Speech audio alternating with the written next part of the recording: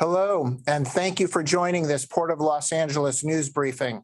I'm Philip Sandfield, the Port's media director. Joining me from New York, where he is on business, is Port of Los Angeles Executive Director Gene Seroka. Gene, we've got a lot of information and insights to share today, so let's get started. Hello, Philip, and welcome, everyone. Before we get to port matters, I'd like to share a few thoughts on the tragic situation that continues to unfold in Ukraine. Our collective hearts go out to all the victims. More than 3 million refugees who have fled their homes, many of them children. The brave soldiers and civilians who are staying, and the many who are returning to Ukraine to defend their homeland. And of course, those who have sacrificed their lives for the freedom and sovereignty of their country. The courage and resolve shown by the people of Ukraine and the remarkable leadership of President Zelensky and his government have been incredibly inspiring.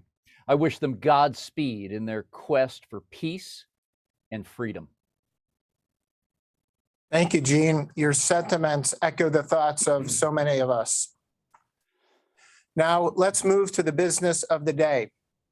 We're glad to welcome our guest, Dee Dee Myers, who serves as Governor Newsom's Director of the Office of Business and Economic Development, known as Go-Biz.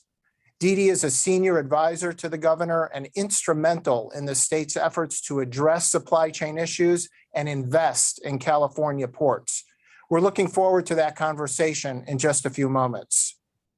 But first, let's begin with our February cargo numbers. And a reminder to the media, the Q&A box at the bottom of your screen is open for questions.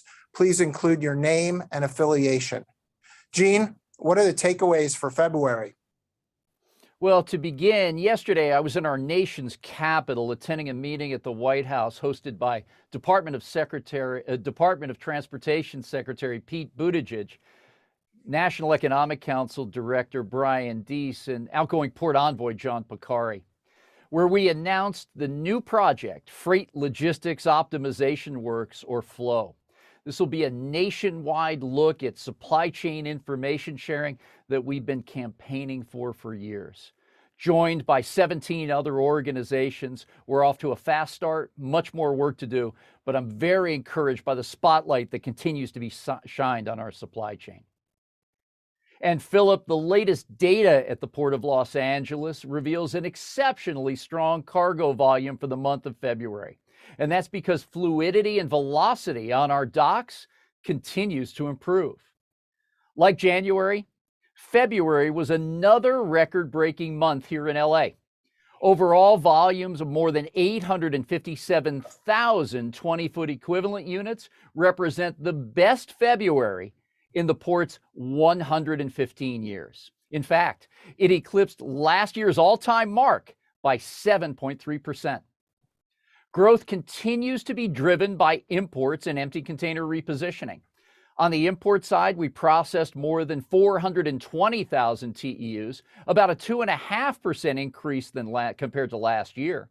Even with the rising prices that we're all experiencing, we expect to see elevated levels of imports this spring as e-commerce retailers replenish low inventory, including today's announcement where retail sales grew in February by 0.3%, which underscores the strength of this market. With respect to empties, the repositioning back to Asia continues at record levels. In Los Angeles, we processed more than 330,000 empty units in February. That's an 18% increase over last year's mark. And exports continue to suffer, showing more than 5.5% year-on-year decline. If you're keeping score like me, exports have now dropped 36 of the last 40 months at the Port of Los Angeles. Overall, however, we're off to a very good start this year, up more than 5% compared to our record-breaking 2021. And while there will be robust activity on the docks this spring, it'll be difficult to match last year's numbers. This past March, April, and May, the Port of Los Angeles averaged 970,000 TEUs. Expect those numbers to soften some, but still remain solid. Thanks, Gene. You mentioned fluidity and velocity on the docks is improving. Would you speak to some of the data points that reflect those trends? Philip, let's first take a look at the vessels en route. Today, there are 44 ships in the queue on their way to the San Pedro Bay ports. That's down 60% from a high of 109 vessels just back in January. The improvement is a combined result of the projected lull after Lunar New Year in Asia and increased fluidity on our container terminals.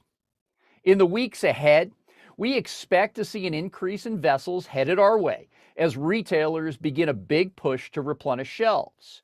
But we're also watching very closely the events in China with yet another wave of COVID-19 spreading through major cities and businesses. The zero COVID policy that China has implemented could see slowdowns at ports, in supply chains, and equally as important, in factories, which are not mobile.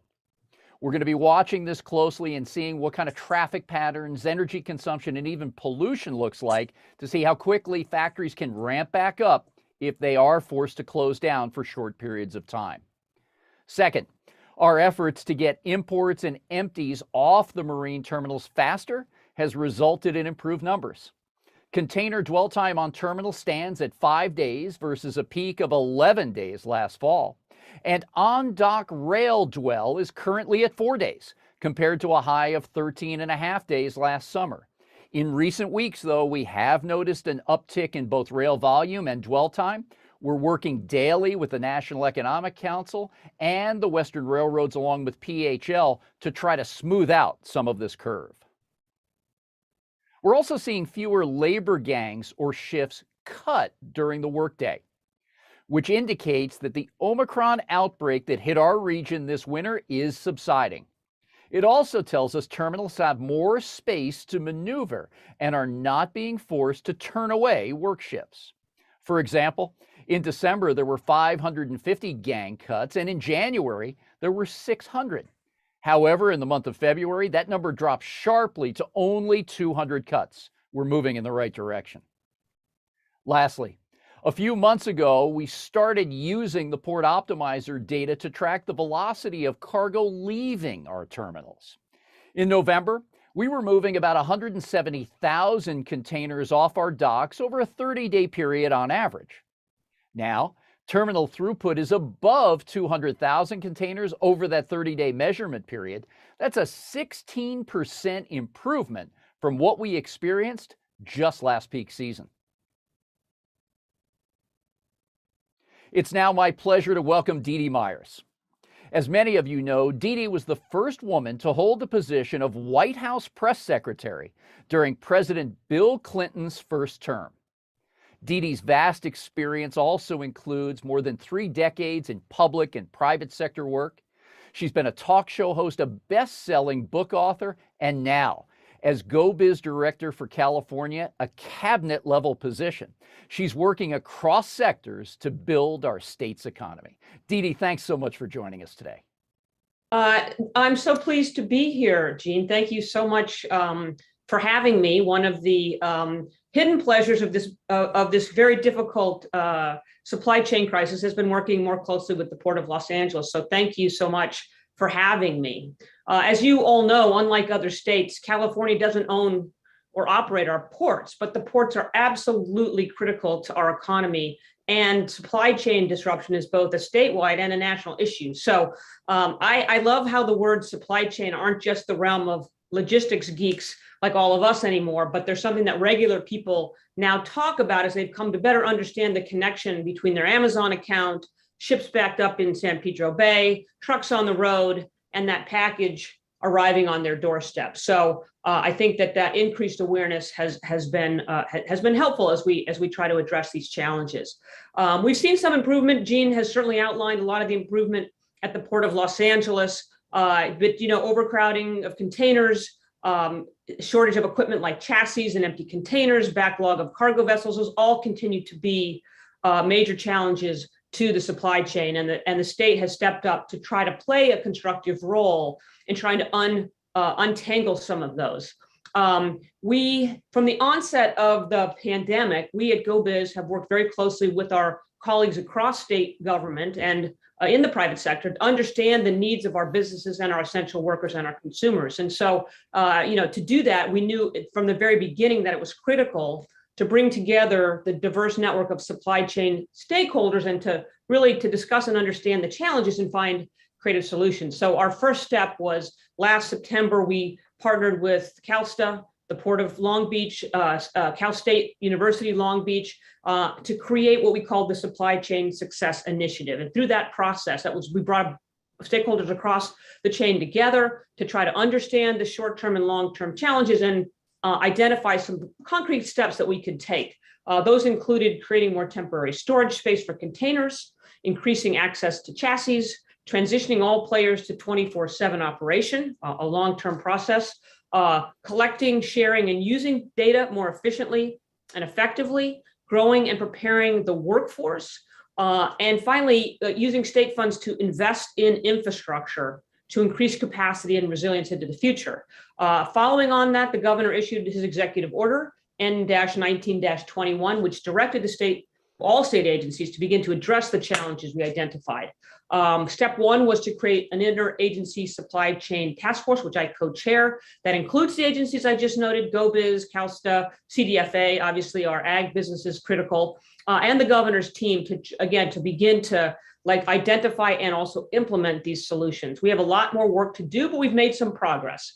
So among other things, we at Go-Biz have worked with our state colleagues to identify state-owned properties that might provide storage, short-term storage for cargo containers. Last month, we announced 6 sites that are about to come online. We've also been working with our private sector landowners and third-party operators to see if we can identify additional facilities that might help ease that congestion. Last November, Caltrans began issuing temporary permits to allow trucks to carry larger loads. It's been complicated, but we're still hopeful that might provide relief going forward. We've nearly doubled the DMV's capacity to conduct commercial driving tests and added drivers to the workforce. And working with our colleagues at CDFA and others, we worked very closely with the Port of Oakland to assist our ag exporters in finding additional space for containers and to be able to transition their products. So we know, again, more needs to be done, and that the supply chain requires both long-term planning and investment, but we're going to continue to work with our partners across the supply chain, like Gene and his team at the Port of Los Angeles, as we continue to make progress on these challenges. So again, with that, Gene, I'm happy to be here and happy to join you today. Fantastic, Dee Dee, and thank you. Great opening comments. You know, the collaboration, visibility, and action taken by Governor Newsom, yourself, and Go-Biz with respect to ports and the supply chain has been nothing short of remarkable. And we talk about this all the time. The alignment between the federal, state, and local governments is generational in the approach that we've collectively taken.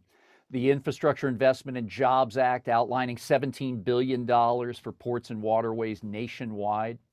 Governor Newsom's proposed budget outlining $2.3 billion for California ports is truly unprecedented here in the Golden State. Could you walk us through a little bit of the detail of that budget and the timeline associated with bringing it to the legislature? Sure, happy to. And you noted the IIJA and federal funding, and part of our mission with these state funds is not only to invest in infrastructure, but to leverage our state funds, right? To bring those additional federal dollars, many of them through competitive processes and other processes, including the emerging projects agreement we signed with the Federal Department of Transportation. So again, the point you made that, state, local, and federal government working together is key to making progress. But let's talk a little bit about the $2.3 billion proposal that the governor included in his January budget, which we're working toward the May revise and then working with the legislature to make sure that these initiatives are passed with the legislature's help and support, and that we can get these funds to work. And we're already talking to stakeholders about what their priorities will be, assuming we get these funds, and we will work very hard to make that happen. But first of all, there's $1.2 billion for port infrastructure and goods movement. That includes high priority projects that increase capacity on rail and roadways serving ports and at port terminals. It also includes things like rail yard expansions, new bridges, and zero emission modernization projects. There is, speaking of zero emissions, there's another $875 million for zero emission port equipment, and that includes both short-term drayage trucks and other infrastructure. There's $110 million for a workforce training campus that would be, Gene, there on the ports of LA and Long Beach. That would improve workforce resilience in the face of these kinds of supply chain disruptions going forward, but also accelerate the deployment training around that zero emissions equipment that we're talking about. There's another $40 million to enhance California's capacity to issue commercial driver's license. We know truck driver shortages continues to be a problem. And finally, there's $30 million for operational and process improvements at the port. And this could include things like enhancing goods movement through data interconnectivity, creating a platform, working with the stakeholders to create a platform that would help improve the efficiency of cargo movement. So that's basically what the budget looks like. And again, a lot of those funds can be used to leverage additional federal funding and make those investments even more meaningful. That's outstanding. And Dee Dee, all those line items, as we've discussed, are so important to really advancing and in many cases, leapfrogging others to enhance our nation's competitiveness when it comes to trade. One sticks out really important because we've got some deadlines coming up, and that's the $875 million that's penciled in for zero emissions port equipment, drayage trucks, et cetera. As you know, we have been campaigning for a long time to accelerate that technology, to find funding and investment streams so we could make the products commercially affordable and bring them to the port. No one wants to reduce emissions and get after carbon neutrality than we do here at the Port of LA. How do you see this playing out? And what role can the state and local governments continue to pursue with private sector companies so we can get that acceleration we need? Right. I mean, right. The $875 million is a lot of money, but it's only the beginning of what it will take, Gene, to make that transition.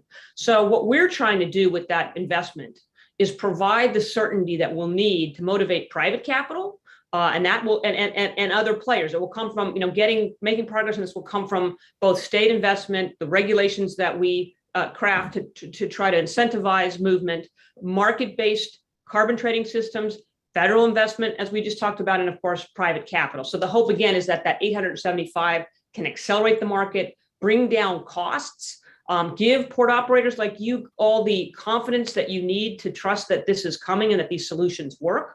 And the bottom line is we're all going to have to work together to make this happen. That's, we at Go-Biz have the ZEV market development strategy, which is really making sure that the strategy and the players are working together and that information is being shared across all those important stakeholders. So we don't have all the answers, but we do have the will to find solutions. And we're going to need to work with you and everybody else across the supply chain to make that happen. Great.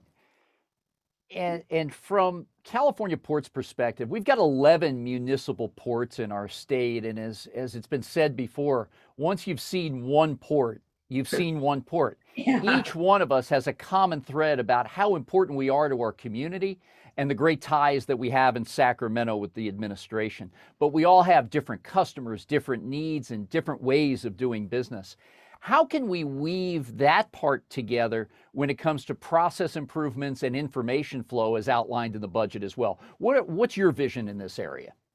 Yeah, no, it's a great point. We have 11 ports that are all very different in how they operate, the role they play in their communities, what their priorities are. The port in Redwood City, most Californians don't realize there is a port in Redwood City, but that's very different than what you guys do here in Los Angeles, what your needs are, and what your priorities are. And yet there are a lot of similarities. And so, first of all of our ports are critical to our economy. Some are more tourism focused, some like yours are more commercially focused. Both are really important, and we need to make sure that we're supporting the needs of all 11.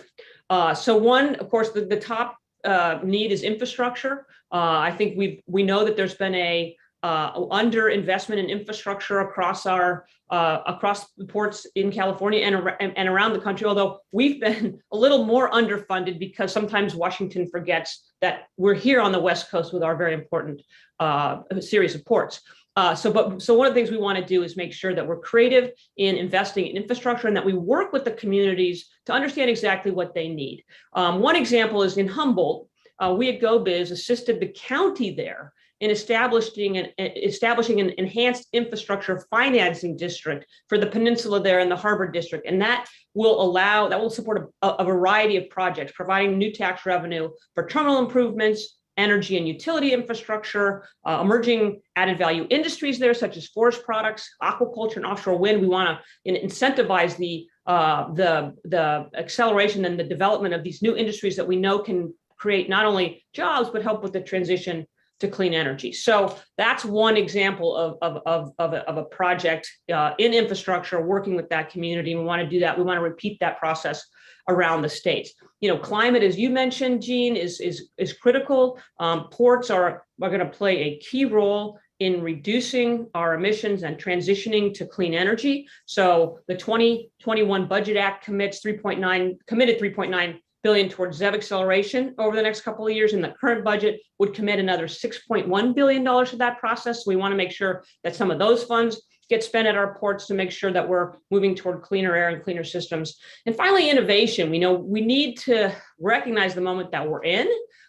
This is an opportunity. Sometimes crises provide opportunities for innovation, and we want to make sure that coming out of this, we allow our ports to be a test place for industries and technologies and workforce innovations that will make sure that we're ready for the economy of tomorrow. So again, some of those are new industries, some of them are new technologies on the ports, new processes. So again, we're excited about working individually with each of the ports, understanding that some of this infrastructure works together, but making sure that we recognize the importance of all 11.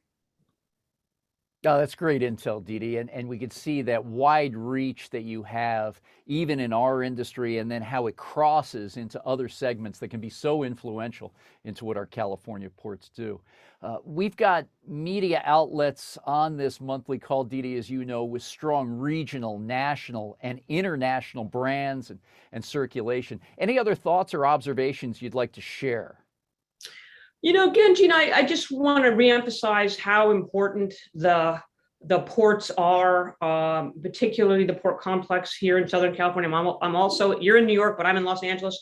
And I think the governor really, has really made clear that this is a priority for the administration, that making sure we do what we can, work with our partners to support improvement in goods movement. And that not only that, but the kinds of long-term investments that we know will not only improve business at each of our ports, but that will be long-term investments in the strength of our economy. And we very much consider ourselves to be an innovation economy here in California. We're dependent on new ideas from, clean energy to biotech to the commercial space. All of those industries, whatever they are, and our traditional industries are all dependent on goods movement and the port. So we look forward to continuing to partner with you to understanding that ports are a backbone of our economy, fifth largest in the world.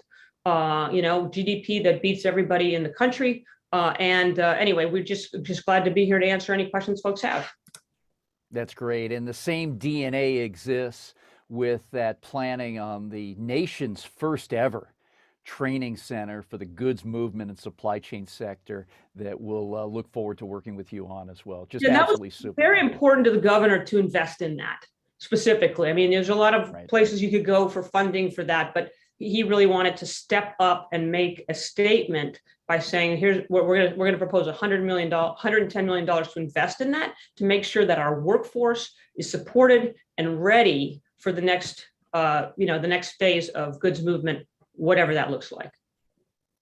And while all of this will be done in the, couldn't be here without the workforce, Gene, and you talk about that all the time. And again, the governor and all of us are grateful for the men and women who keep those goods moving at record volumes every day through the COVID and beyond, 365 days a year. So again, grateful for that and the resources that you all have provided, not only for that training center, but for the support for the workforce on an ongoing basis. Now, you're spot on. Longshore has been out there on average 6 days a week since the pandemic began. Truck drivers are maxing out on hours. We need more folks in the warehousing business, but we're full and trying to get all of this product into the domestic economy. So your thoughts about our workforce are in direct alignment with ours. And that work is going to keep on going with this training center. The Port of Los Angeles has designated 20 acres of property where we can design a real center away from the activity of the commercial goods moving, so we can be in a safe and secure environment to get those folks credentialed and out on the job in a quick fashion. So appreciate your thoughts there as well, Dee Dee. Thanks. Philip, back over to you. Thank you, Gene and Dee Dee. We'll start taking questions from the media. A reminder, if you do have any questions, please ask them in the Q&A box at the bottom of your screen. Try to remember your name and affiliation, please. The first question comes from Bill Mongaluzzo of the Journal of Commerce. It's for Gene. Now that the Lunar New Year lull is over, import volumes from Asia are forecasted to increase significantly. Since the port complex has yet to completely eliminate the vessel backlog and marine terminal congestion, how likely is it that congestion will build further in the coming months? Yeah, hi, Bill. Thanks for joining, and great question as always. Let's level set on a couple things first. We've got 44 ships en route, having departed Asia on their way, but not yet docked at the ports of Long Beach or Los Angeles. In more normal times with traditional carriers, that number should be around 30. So we're a little bit higher than what you would see, but these are not normal times. The American consumer with $1 trillion in savings continues to buy, as evidenced again by the January and February retail sales numbers. While inflation is on everyone's mind, that spending is not subsiding just yet. Next, the port terminals are not congested. And in fact, we post on our website on the hero slide every morning. Our calls with the White House and industry on a regular basis each week show that more than 55% of our truck gates go unused every day. That means realistically, we could double productivity on trucks and double the amount of cargo that moves in and out sheerly by the numbers of truck gates. That's got to improve, and we're working diligently to do just that. Dating back to October 25th, we've reduced those long aging containers 9 days and older by 65%. At its best, just before Lunar New Year, we were down 75%. So we've shown the propensity to move the cargo into the domestic supply chain. More importantly, the cargo owners, the importers themselves, have got to use this port like a transit facility, not a storage location. We've started to see an uptick in rail, and that's the next mini trend that we've identified. We've got about 11,000 rail containers waiting to be loaded. That wait time has ticked up just a little bit to 4 days. We're now having daily calls with the Western railroads and PHL to get to this before it becomes debilitating in another area. But again, this notion of congestion is not factual. Got to look at the ability to take this latent capacity and squeeze every ounce of efficiency we can out of it. Now, the signal, and I think Don has this, if you could pop it up on the screen, Don Haynes. The signal shows strong volume over the next 3 weeks. And for those tuning in for the first time, the signal is data that comes from U.S. Customs Border Protection, overlaid with vessel manifests for 95% of the cargo that comes into Los Angeles. These are actual loadings 24 hours before the vessel leaves its last port of call in Asia. And as you can see, we're going to average a little more than 125,000 TEUs this and the following 2 weeks. Those are strong import numbers. They likely will pick up with the direction the retailers, home improvement stores, and others have given us to replenish inventory.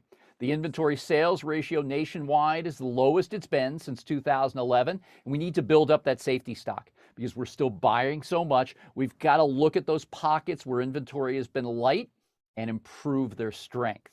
At the same time, Bill, as you know, while we're doing this, we're watching China on the ground very closely with this next surge of COVID-19, the zero COVID policy that I described in the opening comments. There may be a time here where factories are going to be shut down for a week at a time, possibly more, maybe a little bit less, depending what the authorities in China see.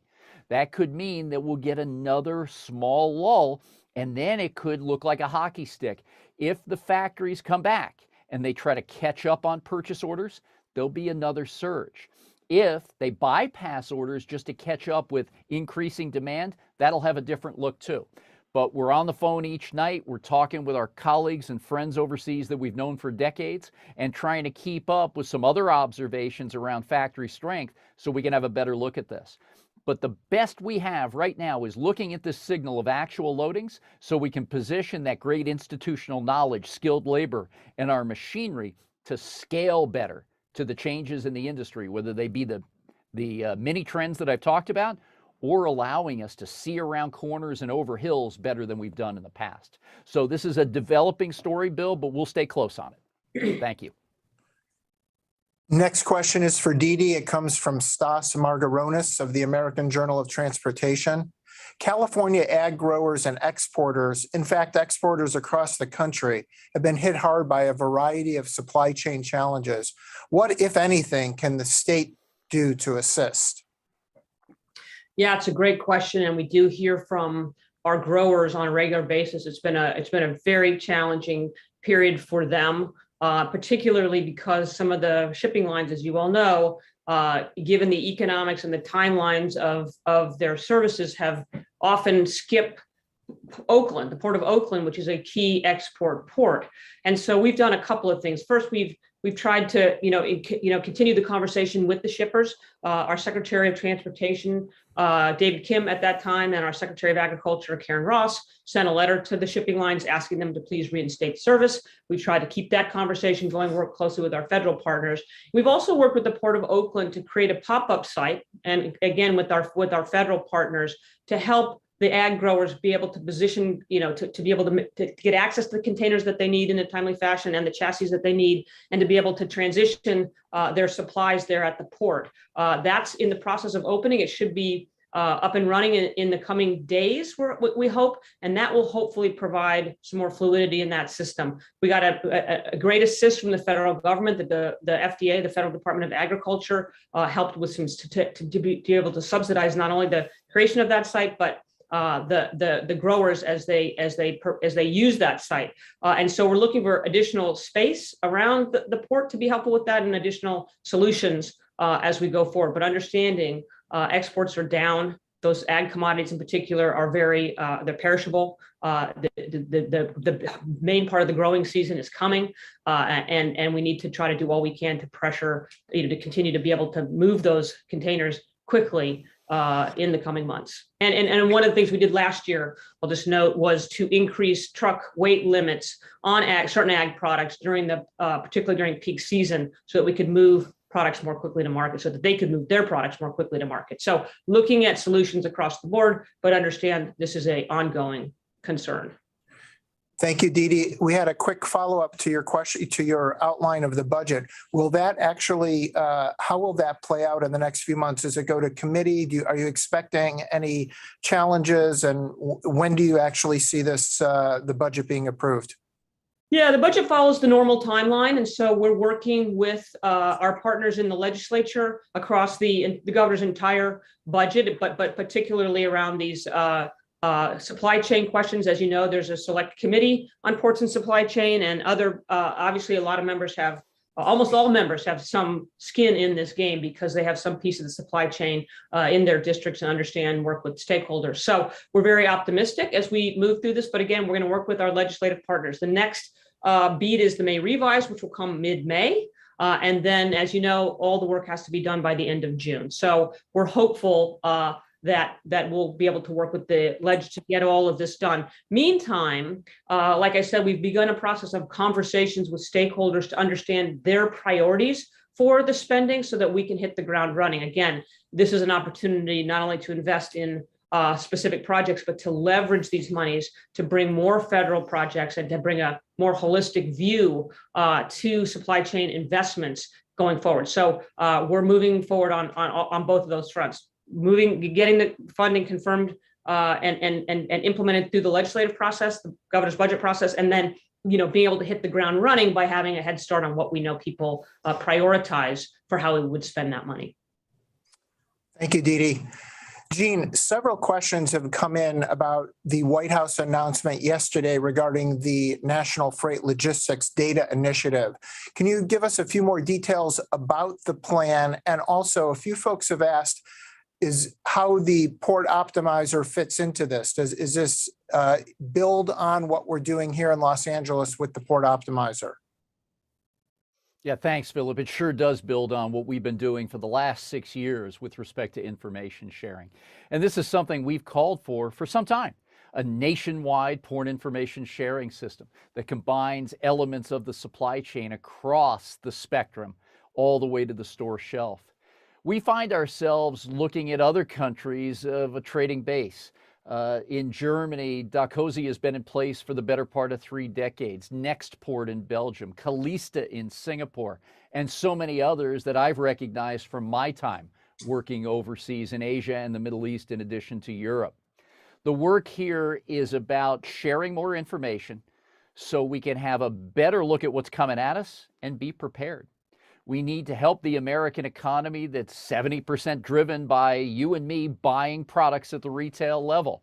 We've got to bring a sense of service commitment back to the supply chain, those importers and exporters. And for the latter, we have got to get the American farmer and manufacturer back in the game. They've been irreparably harmed by trade policies, dislocations in the supply chain, and other headwinds. And now, with a focus on what we could do with data, think of it this way. An exporter can look at an opportunity map to line up where containers are, match them up with truck and rail service, shipping liner schedules to reconnect with their customer overseas. The American importer needs certainty in that supply chain. It cannot be forgotten here in Los Angeles that 20% of our imports are parts and components for American factories. We cannot continue to keep those production plans in abeyance. We've got to have a line of sight that gives those factories confidence that those parts are going to be there when they're needed. And even in a time when retailers are ordering so much just to keep up with our demand, there's product coming in here that's not needed right now. We have to continue with the ability to segment that product out of the way for the time being to get more cargo to market that is time bound. So the Port Optimizer and Los Angeles will play whatever the role is outlined by the federal and state governments, along with our private sector partners. There's some replications of best practices that can get this pilot up and running and cut the learning curve down very swiftly. There are other opportunities to learn from different segments of the supply chain on exactly what they need now in 2022 and what they'll need beyond. So this will be an iterative process. It'll be collaborative. I was so honored to join 17 other organizations yesterday at the request of Secretary Buttigieg, Director Deese, and Port Envoy John Picari. We had a great discussion in the Eisenhower executive offices of the White House yesterday. Just awe-inspiring to be around that group of people in that setting to get this dream really off the ground.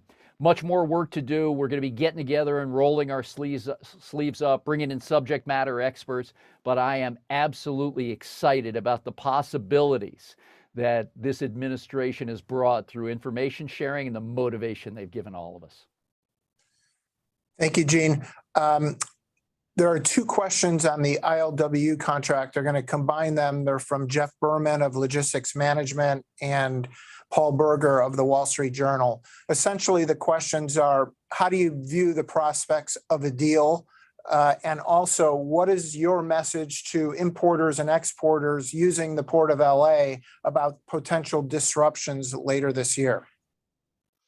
Yeah, I think there's a very strong understanding on both sides, the Pacific Maritime Association, the employers group, and the International Longshore and Warehouse Union, our dock workers, marine clerks, 4 members, and so many others. What's at stake economically for the vitality of our country as we try to get past COVID-19 or out the other side of it, and with all the concerns that we have with the atrocities taking place in Ukraine, world markets running up and down, equity markets changing quite a bit, and all the uncertainty and uneasiness these times bring. I don't speak for either the PMA or the ILWU, but I will tell you this. Both sides have seasoned negotiators that will be at the table. These discussions will begin in May as agreed upon internally by memberships on both sides. There will be work that must be done. These longshore members need to be paid what they're worth. They're moving a tremendous amount of product. They've been out on the job 6 days a week on average since the pandemic began. We've lost more than 40 longshore members to COVID-19. These folks have gone out on the job to keep America's economy moving even in our darkest hour during COVID-19. And they've had to go home every night and hope to protect their families from this hideous virus. At the same time, there's a lot of work to do to make sure that our West Coast ports are competitive, continue to give confidence to the import and export communities. Please remember, the longshore members have not gone on strike since the early 1970s, and their membership that we visit with, whether it's at the grocery store, at lunchtime, or anywhere in between in our neighborhoods, all know the task at hand. Those negotiations will go on, in many opinions, past the expiry date of June 30th. That should not be of concern. The men and women of the ILWU will be out on the job. The service providers, employer associations, and companies they represent will be moving more cargo than ever before in American history. So we'll keep a close tab on this, and that's why I really enjoy having these updates every month with members of the media so we can stay current. And as you always do, these relationships are so important to me. The work that we accomplish in between in individual interviews and discussions must continue. And at the same time, please know that after having just visited Washington yesterday, the eyes of the nation are on this contract negotiation as well from the highest levels in our country. To be supportive, allow experts to get the job done, but please know everybody's pulling in the same direction. Thanks for the question, Jeff, and others on this all-important topic. Thanks, Gene. This question came in for Dee Dee, and it's beyond ports. It's what are the primary issues that Go-Biz is focused on to drive the California economy?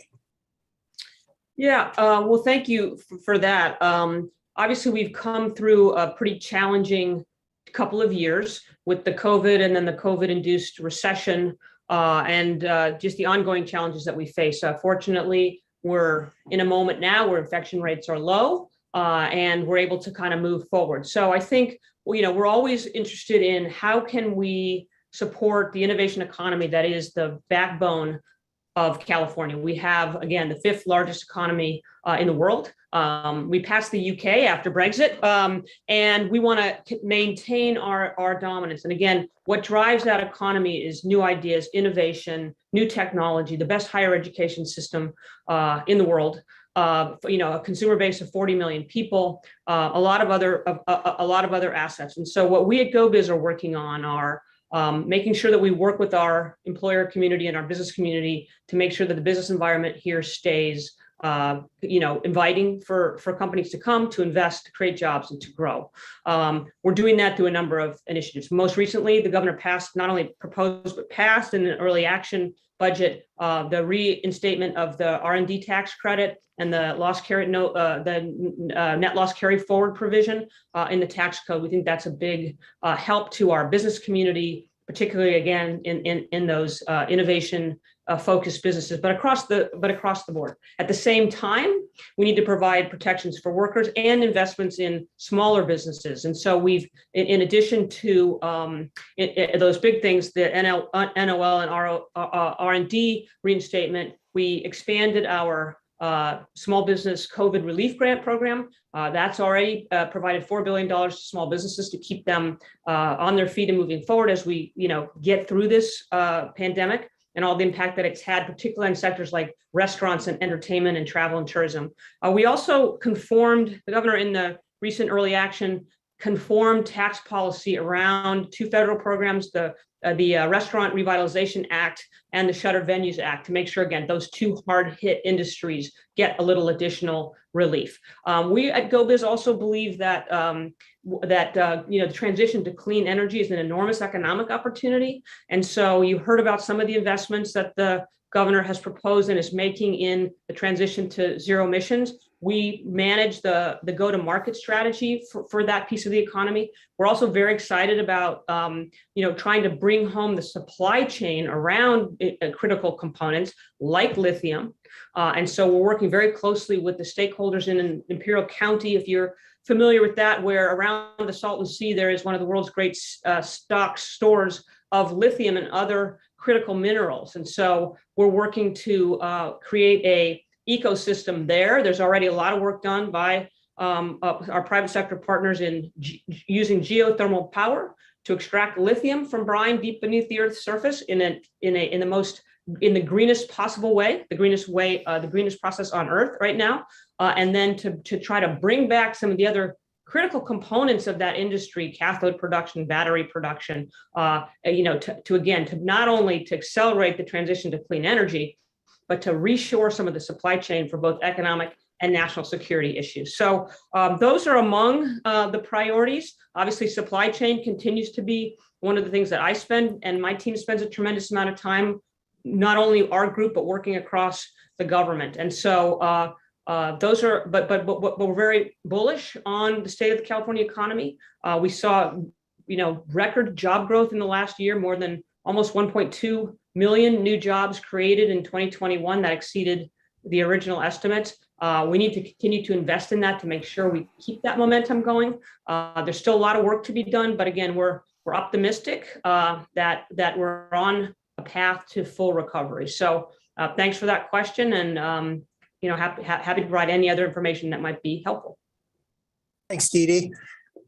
Jean, you touched on this briefly regarding China and COVID. There's many questions have been coming in this week here about the growing concern regarding the COVID lockdown in the Shenzhen area of China and its potential impact to global trade.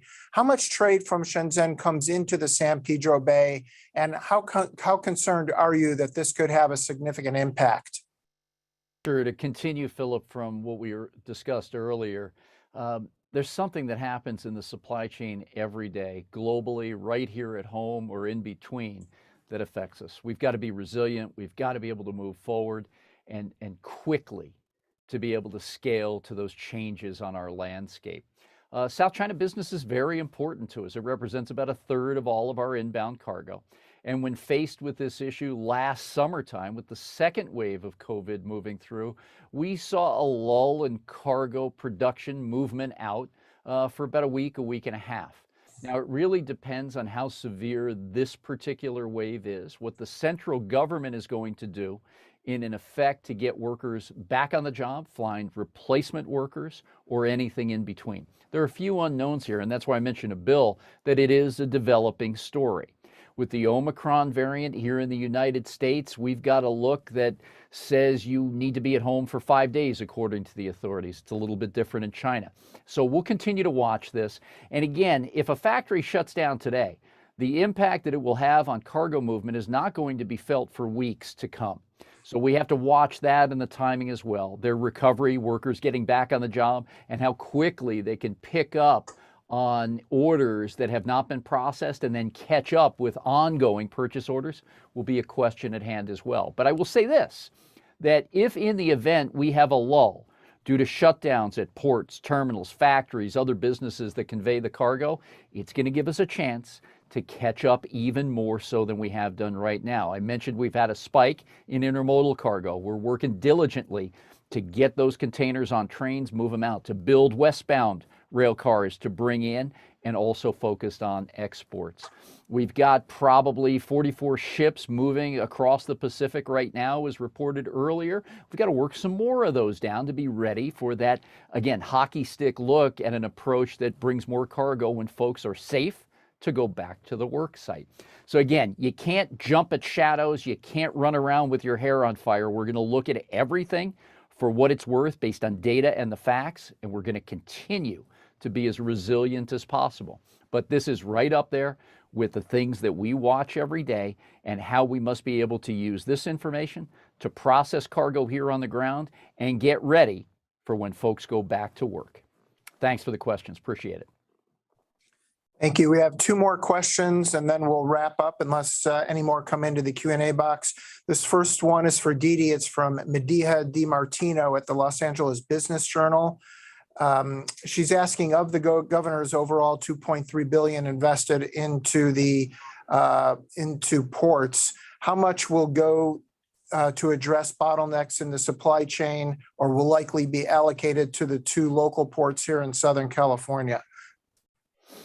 Well, that'll be, first of all, 70% will go to Southern California and the remaining 30% to the other 30% to the Bay Area and Northern California ports. And that's based on overall traffic and just the logistics, which Gene knows very well.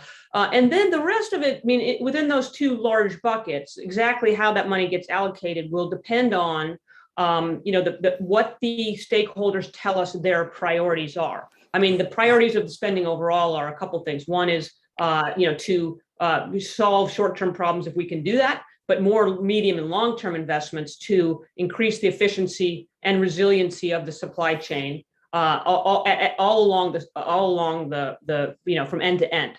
And then again, to leverage that state spending, which is significant, but in the grand scheme of things needs to be supplemented with that really substantial investment of federal dollars. And so we'll be looking at how do these individual projects improve and help us achieve those goals, and then how do they help us leverage additional fundings, and then how do they work? We want to make sure that we're not doing just one-off projects, but that we're looking at the spending as an overall kind of comprehensive opportunity to improve things in end to end. And then on top of that, I just one more time want to say that the federal government has made available this emerging projects administration money that will provide additional loans through existing federal programs to help us build additional investment on top of that. So we really do have a once in a generation opportunity here, leveraging state dollars, leveraging federal dollars, leveraging private sector dollars to make substantial improvements in our supply chain to prepare us for the future. Very good. Thank you, Dee Dee. Last question comes from Eric Watkins at Lloyd's List. This is for Gene. What's the explanation for the low number of truck gate assignments being used? This is probably the most important question that we've had, Eric, and thanks for joining once again this month. Is it chassis dislocation? Is it the inability to service at the terminal because you got to dig through so many containers, long truck lines? Is it operational improvement that must be made?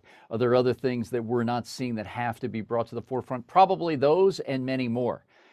But it cannot be, in my view, on more than half of the activity at the nation's largest port. So one thing that we have seen, and this dates back to all the data mining we did with our own Aveen Sharma using the Port Optimizer and the great insights he was able to glean along with David Libatique and Damian Young, some folks are sitting on their cargo for a long time. If that cargo sits, it's going to gum up the works for others who need their product to get to market. Right now and this morning, and we post this every morning on our website, we've got over 13,000 containers at the Port of Los Angeles that have been sitting 9 days and longer. Now that's down tremendously, some 65%, since the announcement of a penalty fee back in October, of which we've never collected a dollar. We've still got to get that number down. That number should be zero. The ability to get those products out into the domestic market also are impacted by the paucity of truckers. I won't tell you that we have a shortage of truckers in port drayage. We've got a shortage of good jobs in port drayage community. The state of California, much with the governor's effort, along with Dee Dee's, has issued 661,000 commercial driver's licenses in recent history. Yet we've got 9,000 drivers that show up at least once a week, and I believe we could use more. These drivers are obviously going to other sectors that are paying better, creating better work opportunities. They may even leave this segment, go to regional trucking, go work for the post office, look at different areas of transportation, or move out entirely into different segments of the economy. As I've said before, Eric, we've got to find a better way to attract, recruit, and retain drivers in this area. The same can be said for our warehousing community, and that was a discussion at the White House yesterday too. We've got more than 2 billion square feet of warehousing under roof from the shores of the Pacific out to the desert region of Southern California. That's the biggest in the world. Yet, we still can't attract enough workers. Some have said we're short 400,000 warehouse workers nationwide, and the estimates here in Southern California may be as much as 10,000. Warehouses are overflowing. We've been bringing in so much cargo, we're conflating cargo that has to go into fulfillment centers with cross docks, with value add and pure warehousing. So we're having to dig out that product as well to try to get it to market. Cargo is not being picked up swiftly enough at inland rail hubs, according to our 2 Western rail partners. So it's about velocity. How do we get this cargo out to the domestic distribution, absorbed into the retail sector, onto factory floors, and into our hospitals? Remember, a lot of this medical equipment is coming in from overseas that we have got to speed to market to get to our hospitals and frontline medical community members. We've got to start looking at this differently. I've advocated through Carrie Cartwright's coaching here at the Port of Los Angeles to a push system. Let's not just put up a calendar of operations and wait for people to pick up their cargo. We know whose it is, how long it's been sitting and where it is, and we need to start pushing that cargo out. We've got to get those aging containers down to almost zero and have the ability to handle these surges in cargo, whether it be in our next episode following the wave of COVID in South China and getting ready for bracing for that next wave of cargo. We got to be able to do that. And we've got to entice the importers who make the call on all of this to get the cargo picked up and start running it through the system. We continue to have those talks. There's not a lot of sinister activity going on. It's just trying to align the calendars of all these private sector partners in their supply chain with what we can do here at the Port of Los Angeles. And I think we're going to make some good progress. We've diagnosed some of the hot spots. We're going to keep working collaboratively together, and we're going to push the envelope where we have, like on that fee, to make sure that people are focused on what we need to do to expand this capacity, and more importantly right now, make good use of the latent capacity that's there for the offing. Thanks, Eric. Appreciate it. Thank you, Gene and Dee Dee. That concludes our questions today. I'll turn it back to Gene for closing thoughts. Thanks, Philip. And Dee Dee, what a treat to have you with us today. Thanks so much and really appreciate your insight. It's the hard work that the governor and you have showed to put that spotlight on these ports that's really paid off. And for those with us today, Dee Dee has just been so responsive. A text, a phone call, asking for advice, always there. Appreciate your partnership and your support of what we're doing. Thank you again. Yeah, thank you, Gene. Thanks for having me, and thanks for all the great work over this and before and after. Thank you. Thank you. Great. I'd like to conclude by sharing some of the recent work we've done with respect to cybersecurity. Now more than ever, it's vital that we secure our supply chain and critical infrastructure from the threat of intrusions, particularly those that could disrupt the flow of goods across our nation. In 2014, the Port of Los Angeles set the maritime industry standard by establishing a cybersecurity operations center designed to help protect the port's internal networks. And it's tested around the clock every day. In fact, over the past 2 years, we've witnessed upwards of 40 million intrusion attempts per month, double what it was before COVID. Recognizing this growing threat, the port recently debuted the Cyber Resilience Center, designed to assist our stakeholders' ability to detect threats, protect data, and improve recovery capabilities. In fact, the Cyber Resilience Center, also known as the CRC, was co-designed and is now operated by IBM through a collaborative process with our stakeholders. Great credit to Lance Kaneshiro, our CIO, and Head of Public Safety and Port Police Chief Tom Gazy for their vision and initiative. It allows participants to automatically share cyber threat indicators and potential defense measures with each other, anonymously as appropriate. Building on our internal system, the platform also serves as a hub for the port to receive, analyze, and share information among its stakeholders, such as terminal operators, shipping lines, truck, rail, labor, and others. Our Cyber Resilience Center provides a new level of awareness to our stakeholders by providing enhanced intelligence collective knowledge sharing, and heightened protection against cyber threats within our supply chain community and across it. We're pleased to offer this as yet another service of the Port of Los Angeles to our great partners. And as we move forward to new levels of data sharing in the supply chain sector, it's efforts like these that demonstrates the port's commitment to cybersecurity. Thank you, Gene. And thanks again to Dee Dee Myers and to all of you for joining us today. We look forward to being with you again next month. Take care, everyone.